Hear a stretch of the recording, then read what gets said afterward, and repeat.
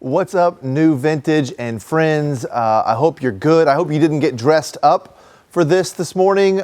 Quick raise your hand and just tell me how many of you are still wearing right now what you wore to bed last night. Some of you are, aren't you? Some of you probably aren't even wearing pants. That just got somebody who's not wearing pants right now. You're thinking, how does he know? Well, I just assumed that you're keeping it casual this morning, and maybe you're thinking to yourself, this is how church should be all the time. Maybe we shouldn't have to wear pants. I shouldn't go there. That's a little strange, I assume. But I think we'd miss each other, though. I mean, if this is how church was all the time, I think we'd miss each other. Though I think that probably in this season of being at home and watching online, we're probably going to discover some ways to connect with and encourage each other for the long haul. So there could be a lot of good that we learn from this season. But honestly, talking to a camera right now in a lonely room is not as much fun for me as it is to be connected with you and building relationships. And so I really hope that this is not how we do church forever. And I don't think it will be. I think we'll be back together at some point, which is an exciting thing. I want to start with a couple of just business things real quick, just important things to get started with. I want to find out from you guys. Raise your hand if you've been watching Tiger King. You have, haven't you? This is how bored we are. We are watching the Tiger King episode after episode. I'd love to admit that I'm not watching Tiger King, but the truth is, I am watching Tiger King. And that brought to my mind actually a thought of just, I wonder how many cat people we have watching right now.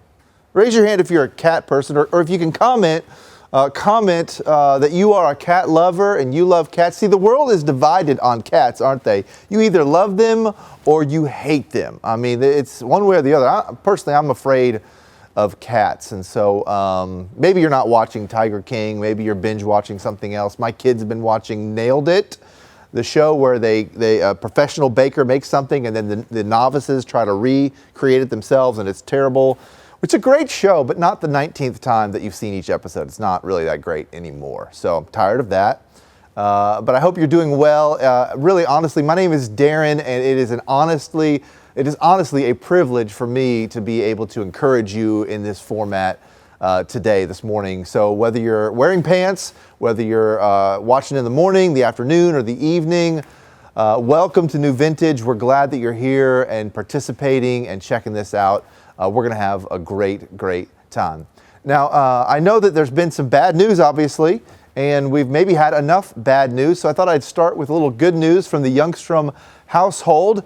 This week, my 5-year-old and my 6-year-old learned to ride their bikes without training wheels, which is really good news for my back.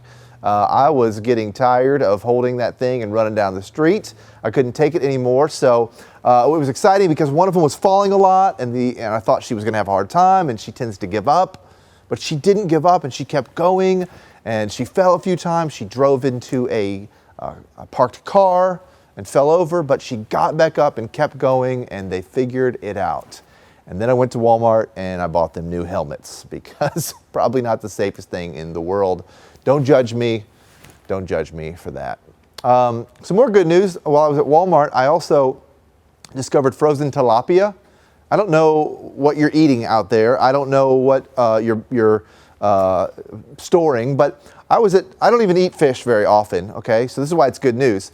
I don't eat fish that often, but I was in hoarder mode one day, at the grocery store, like we've been lately, where it's just like I have to get everything. There's not going to be any more meat in America. I've got to get all that I can. I was like, a pack of 40 frozen tilapia. Let me get one of those. So I got that, and I thought, well, maybe I'll eat it. I don't know.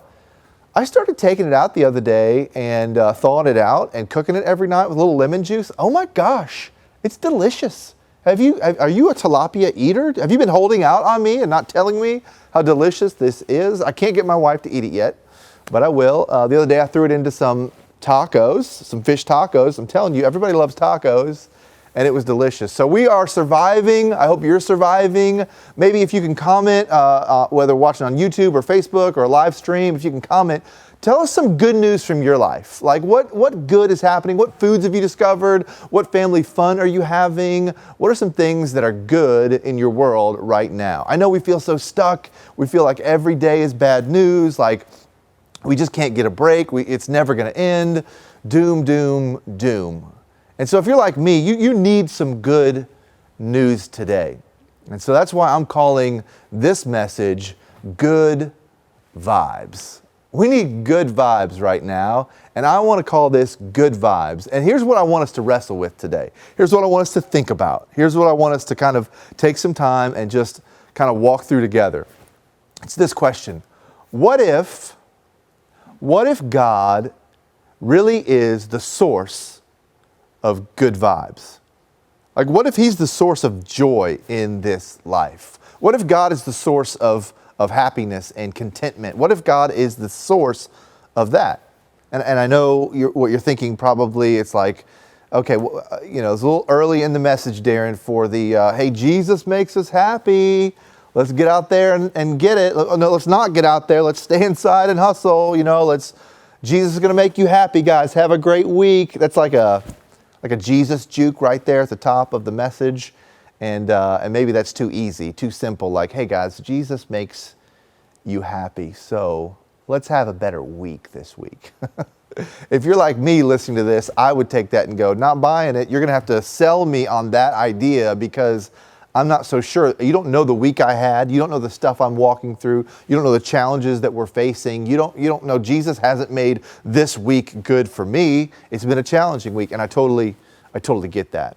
But what if He was the source? And so that's what I want to wrestle with today. The truth is we look for joy and good vibes in a lot of places. Let me ask you, as you just think through this with me, when you hear the term good vibes, what do you think? What do you think about when you hear the term good vibes? Maybe you think of parties.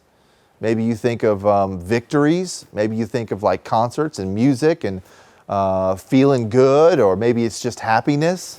Maybe it's joy. What are the good vibes what do you think of when you hear the term good vibes? I think for a lot of us, we want good vibes. That's really what we want. And in fact, all of us, we want good vibes. We don't want bad vibes. We don't want a terrible life. I mean, nobody's out there, hoping that the sad train runs through their life and it's like, you know what I want?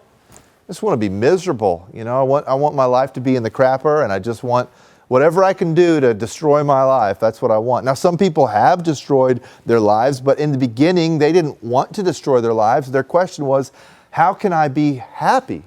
How can I get good vibes? How can I be full of joy? I want my life to be content, and I want the best life. I want a good life. That's what we all chase. The decisions we make, they're all based on how can I be happy? How can I be full of joy and contentment? We do things that we think will make us happy. And honestly, if you look at my life, if you were to follow me around, if I'm really honest with you, there are times when it would be very difficult for me to prove to you that I believe that God is the source of my happiness, of my joy. I could say that He is, but if you follow me around, if I followed you around, I bet it would be hard oftentimes for us to prove to people that we believe that's true. The other day I was talking to a teenager, and he called me. He's like, hey, we need to meet. I'm having a hard time. So we met up at the Christian Chicken, the Chick-fil-A, and we started talking. And he starts explaining that he used to live this one kind of life where he made decisions with substances, and he wasn't satisfied or content. And so then he went on this mission trip, and it changed his life. And then he went and worked at a Christian camp, and he met Christian friends, and he started dating this girl who had different, positive Christian beliefs, and it was like all good. And he was like, my faith was awesome. I was like, God is the source of my contentment and my joy. And here we were 6 months later, and he was saying, I'm not so sure anymore. I've gotten some distance from those friends. The mission trip seems like a memory now. I'm connecting with some old friends, and honestly, I don't know if it's worth it. I said, are we meeting here today? Did you want me to try and convince you that God is worth it? Is that why we're meeting? And he said, yeah, I think that's kind of why I wanted to talk to you.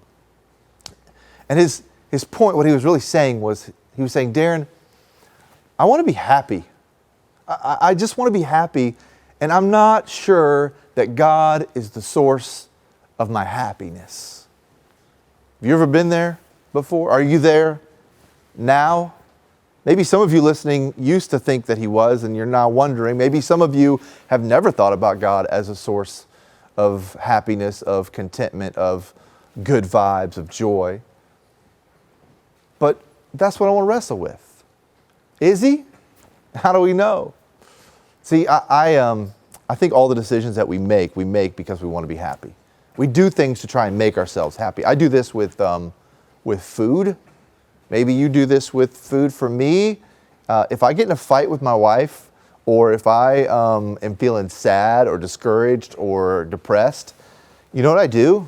I run to my good friend Tombstone Pizza and a 2-liter of Coke. I love it. That is my happy place. I mean, when I'm down, when I'm sad, Tombstone and Coca-Cola, they've got my back, you know? I mean, I've educated myself that if I need a quick jolt of happiness, a jolt of joy, all I have to do is turn to Tombstone and Coca-Cola. It'll give me that instant feedback of joy. Now, it doesn't last because I'm like, oh, why did I eat that? I don't feel good. That was a wrong decision. But in the moment, I've been educated that for just a moment, it can pump me full of joy. I wonder what yours are. I wonder what you've educated yourself that works for you. You don't have to comment about these. These might be a little more personal. But is there something that you've educated yourself that if I just go to this thing, if I run to this thing, it's going to make me happy for a minute? It's going to give me a boost of good vibes. It's going to kind of make me feel for just a moment that everything's okay. And there's some things that that's no good with, and there's other things that it's really a problem with, and that's not really my point. The point is that we do this with all kinds of stuff. We run to all kinds of things that we think will make us happy. We run to popularity. We run to status. We run to likes on an Instagram account. We run to how cool do I look to people. We run to success. Do I have more than they have? We run to material possessions. Is my car nicer than their car? What do people think about me when I walk down the runway? We go to looks, like do I look pretty enough? Do I look handsome enough? Am I strong enough, big enough? Do I have what it takes to impress people? We turn to substances. We turn to all kinds of vices and addictions. We turn to being the person who's in the know. If I know everything, if I know all the gossip, then that's going to make me feel good. We turn to all kinds of things that we think will give us the good vibes we're looking for. And we all know the game. We're all looking for happiness. We're all looking for joy. I mean, we know the mission. The mission is do what it takes to be happy. That's the mission. Whatever I can do that makes me feel happy, that makes me feel joy, I want to be content. I want to be joyful. I want to be full of peace and happiness and all the good vibes. What do? We all know the mission, which is crazy because so many people are miserable. Like we know what we're looking for, we know what we want, and yet so many of us find ourselves wanting and lacking in this thing we're looking for. Why is that? Why is it that we know what we want, but we can't seem to find it, so we end up miserable? Or we end up with just a life that's like, it's not that great. I just feel a little empty. I feel a little less than. I feel like I don't have really what I'm looking for. I think the reason is because we're looking in the wrong places. We're looking for this thing we want, but we're not finding it because we're not looking in the right place. And I want to read you one very short passage. I'm not even going to read it. I'm just going to tell it to you. A very short passage from Psalm. And this was written by a guy named David. Now, David was in quarantine long before we were in quarantine. He was a guy that he was like a forgotten brother, and then eventually he was picked to be the next king. But in the waiting, the current king wanted him killed, and so he chased him into the wilderness, into caves, where David was quarantined for some time. And his life was threatened, and he didn't know if he would live. He didn't know what would happen. He had no idea if he would ever become king. Now, we know that he became king. But for that season of his life, it must have been a lot like where we are now, where it was like, when is this going to end? When is this going to come to a conclusion? Because I'm stuck in a cave, I'm quarantined, I don't know where my food's coming from. This is rough. So David, he writes this, even though he's been through these things, he writes this passage in Psalm chapter 16, verse 11. He says, "You show me the path of life. And in you, joy is the fullness of joy. You have shown me the path of life, and in you is the fullness of joy. Let me say it one more time. You show me the path of life, God, and in you is the fullness of joy. David said, the fullness of joy isn't located in a cave or in a castle. It's not located in my position, my poverty, my prosperity. The fullness of joy is located in my Heavenly Father. So where is it found? It's in God. The fullness of joy is literally in His presence. In your presence is the fullness of joy. That's what He says. So if we want to find joy, we have to go to the presence of God to find it. The reason we are joyless or we're struggling to find happiness or contentment or good vibes is that we are chasing imitation joy. Let me try an illustration. I don't know if this is going to work or not, but I've talked about my love for pizza. And so I'm just going to take this real quick. I have a Papa John's pizza right here, okay? And I'm just going to pretend that this is the fullness of joy, okay? Let's just substitute God's the fullness of joy. I know it's probably sacrilegious, but let's say Papa John's pizza is the fullness of joy. It's located in Papa John's pizza. If I want joy, I have to go to Papa John's pizza. The problem is there are so many other pizzas out there. There's your local pizza, right? There's your local pizza that's always in some box that says pizza on it, right? And it's like, well, that looks like joy. That looks the same as Papa John's. It's got the sauce, the cheese, the pepperoni. It's got the stuff that I want. And so I've got that. And then you've got, Pizza Hut pizza. And it's like, well, that looks like joy. That's similar to the Papa John's pizza. It's got everything that it needs. A different chain, different branch, different kind of idea, but it tastes a little bit like it, and it's similar. And then you got, Domino's pizza, and you're like, well, Domino's pizza, that's good pizza. That looks like joy to me. Let me try that pizza, and I think I'll probably get some joy out of that pizza. And then maybe even some of you are so desperate for joy, there's gas station pizza. And you're like, well, I'm going to try the gas station pizza because that looks like joy, and I'm going to chase after that. The problem is, none of these things are what you were designed for to give you joy. These weren't designed to give you joy. You were designed to find joy in Papa John's pizza. And so only Papa John's pizza will give you true joy. The rest will give you a little bit of happiness, a little bit of contentment, a little bit of feeling of joy, a little bit of that was nice, but they won't last. And of course, we don't actually believe this about pizza. We do this with other things. And so I wrote some of those things down here. In this pizza, I wrote the word circumstances.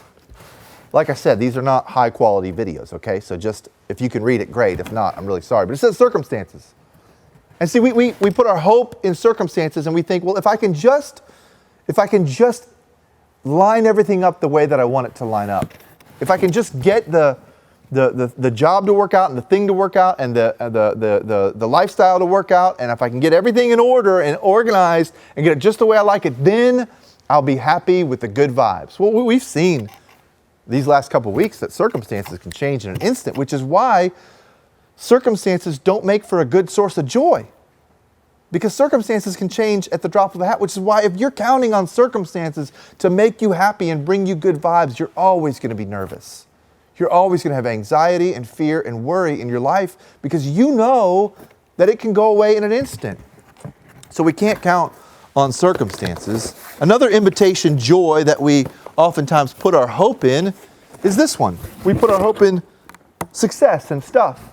And we think, well, if I can just get enough money, I can have enough security that everything will be fine. If I can just get enough stuff, or if I can just prove to everybody that I'm successful, then I'll be respected and they'll like me. But once again, we know that this is so temporary. If you're putting your hope in stuff and in finances and in success, you know that it can be taken away at an instant. So once again, you have to live with fear and worry. And there's never enough. You got to keep going and going and going, and there's no contentment and no joy in that. And then finally, another really big imitation joy that we chase after a lot of times is this one. We chase after relationships. And we think, well, if I get the right relationship, then everything's going to work out just fine. If I can get the right husband, if I can get the right wife, if I can get another husband or a new wife, or if I can get rid of my old husband, get rid of my old wife, or get rid of the current one, or if I can just figure out my ex, if I can just, find a date, if I can just get the right friends, then I'm going to be happy with the good vibes. I'm going to have the joy that I need. And we don't actually say that. We just think it. We go chasing these things thinking, man, as soon as I figure that one out, the relationship category, that's all I need. And that's the reason I'm upset. That's the reason I'm not happy. That's the reason I'm not feeling joy and good vibes. It's because of the relationship. No, the truth is, the reason that you're not feeling and that I'm not feeling, that I get discouraged and joyless, is because I put my hope in imitation joys. The reality is that Papa John's Pizza, if this is where joy is found, in the presence of Papa John's Pizza, then only Papa John's Pizza will actually give me joy. So I've got to run to it. Now that's a stupid illustration, but maybe it's helpful. And my hope for you is that you run to the source of joy this week.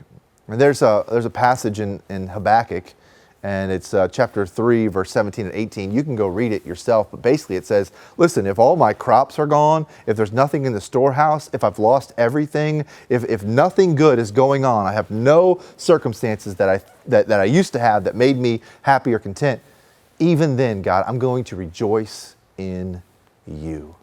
And that's our challenge right now, because a lot of things aren't going the way we thought they would go. But here's the really good news. I said this was going to be good news. I said I'm calling this good vibes, but here's the good news. If God is the source of joy, if in His presence is the fullness of joy, that means that no quarantine can stop it, that no stay-at-home order can limit it, that no amount of poverty can push it down, that those who have riches have no more access to it than I do, than you do. This means that at any time, at any place, anywhere, ever, no matter what's going on, you have access to joy, the fullness of joy. You and me, we can get it. It's right there sitting in front of us.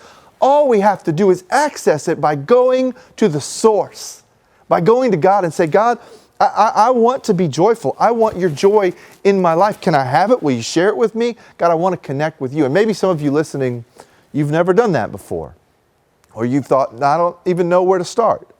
I don't know where to begin. If that's you, you can actually email info@newvintagechurch.com, newvintage.org, info@newvintage.org, and they will respond to you and let you know some ways that you can connect with God. But before I go, I want to tell you how you can do this. And maybe you've done this a lot in your life. Maybe you haven't. Maybe you're new. But honestly, this week, when you have some time, I just want you to commit to saying, God, I'm going to come before you. I'm going to put everything else down. I'm going to stop chasing contentment in other ways. Stop chasing joy in other ways. Stop chasing happiness through the things I have or the things I do. And God, I just want to get alone with you. I just want to ask, if you're really the source of joy, if it's really in your presence, will you share it with me? I've never even done this before, God, but some guy on some video said you're the source of joy. And so I'm coming to you. I need it. I'm feeling anxious. I'm feeling scared. I'm feeling concerned. And God, I need your joy. Would you give it to me? Would you share it with me? And I want you to do that every day. I want you to go before Him and say, God, I don't know if you are, but you say you are. David said you are. He was in quarantine. He asked for your joy. So God, will you share your joy with me? And I want you to hound Him.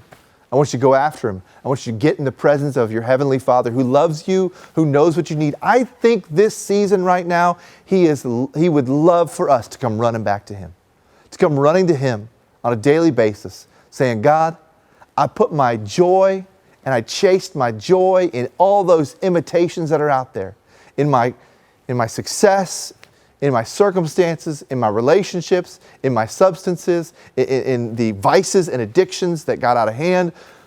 But God, I'm putting that all to the side. And I want to chase you. And I want your joy.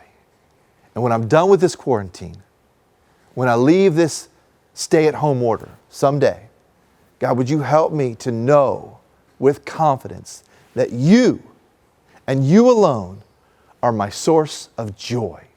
So we'll live differently, and we don't have to be consumed with worry and doubt, anxiety and fear and nervousness, that all those other imitation joys are going to go away.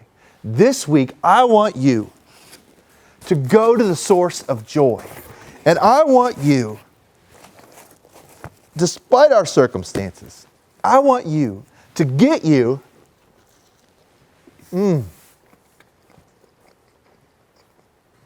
some joy, some real, lasting joy. Have a great week. Go get you some joy. Don't you give up. I'll see you.